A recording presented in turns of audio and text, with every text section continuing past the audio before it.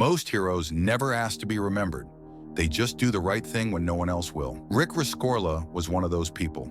And on September 11th, 2001, while thousands were panicking and chaos filled the air, Rick didn't run. He led.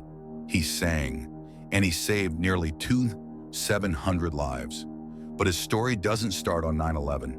It starts decades earlier, in a different war, on a different continent, with the same kind of courage. Rick was born in the UK and fought in the British military before joining the US Army and heading to Vietnam. He served with distinction, known for being fearless under fire, calm in crisis, and deeply loyal to his men. One photo from that time became iconic: a tall, resolute Rick with a rifle in one hand, courage in his eyes and dirt on his face. That same man would become the head of security at Morgan Stanley's offices in the South Tower of the World Trade Center decades later. And that's where the real story begins. You see, Rick wasn't the kind of guy to relax just because everything seemed fine. After the first World Trade Center bombing in 1993, Rick was alarmed by the building's vulnerability. He urged Morgan Stanley to move their offices to a safer location. They didn't. So Rick did the next best thing. He prepared. He created evacuation plans. He ran fire drills often and loudly. People mocked him for it. Employees grumbled. Some thought he was paranoid. But Rick didn't care about being popular. He cared about being ready. And then came the morning of September 11th.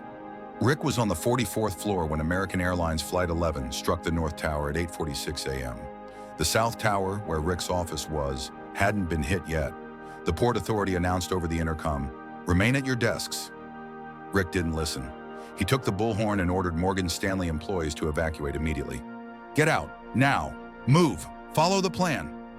People listened because they knew Rick. They'd heard that voice during drills. They'd followed him down those same stairs before. But this time, it wasn't practice. As employees moved down the stairwells, Rick stayed behind. He kept count, directed traffic, calmed the fearful, and he did something most wouldn't expect. He sang. Old Cornish folk songs, military chants, anything to keep people focused and calm. One survivor recalled, "He was walking up and down, singing to us, keeping our spirits up." That's the kind of man he was. At 9:03 a.m., the South Tower was hit. The plane struck between floors 77 and 85. Rick was still helping people evacuate from the 44th to the ground. The building shook. Smoke filled the stairwells. Panic erupted. But Rick didn't stop. He kept ushering people downward, refusing to leave until his team was safe. He called his wife Susan and left her a message. "Stop crying. I have to get these people out. If something happens to me, I want you to know you made my life." That was the last time she heard his voice. Moments later, the South Tower collapsed. Rick was still inside. And yet, because of him, only 6 of Morgan Stanley's nearly 2,700 employees died that day. Only 6.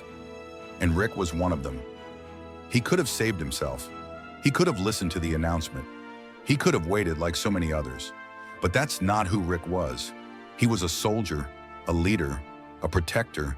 And because he prepared, because he drilled, insisted, and didn't care what others thought, he saved thousands. But here's the heartbreaking part. Most people don't know his name. There are no blockbuster movies about Rick, no national holidays.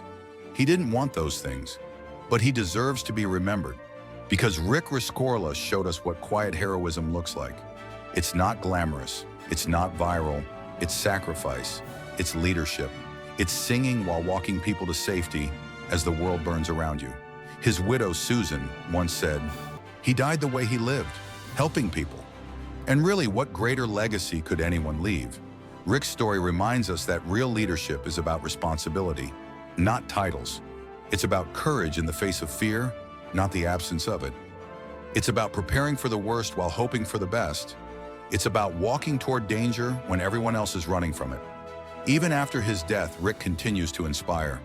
His story is studied by leadership programs, taught in business schools, and remembered quietly by the people whose lives he saved. Because for them, he isn't just a name. He's the reason they got to see their kids grow up, the reason they had another birthday, another hug, another tomorrow. We talk a lot about bravery, but Rick Rescorla lived it. And on the worst day in modern American history, he gave us one of its most powerful examples of human courage. He didn't wear a cape. He didn't need to. He had a bullhorn, a plan, and a voice that refused to stop echoing until everyone was safe. So today, if you didn't know Rick Rescorla's name, now you do. Tell someone else. Pass it on. Because the world needs more leaders like him, and heroes like Rick should never be forgotten. Rick Rescorla was posthumously awarded the Presidential Citizens Medal in 2019, an honor long overdue. It took almost 2 decades for the recognition to arrive, but those who knew him never doubted his legacy. In his hometown in the UK and among veterans in the US, his name means something sacred. His drills weren't about fear, they were about readiness. He believed in accountability, not panic. He believed in singing through crisis, not because it fixed things, but because it gave people something to hold on to. That day he held on to every soul he could. So while others were remembered for the chaos they caused or the tragedy they suffered, Rick should be remembered for the lives he saved and the dignity he showed in the process. His story is not one of death. It's one of thousands of lives that continued, thanks to a man who saw danger coming and didn't flinch. So if you ever doubt whether one person can make a difference, remember Rick Rescorla, because he already did.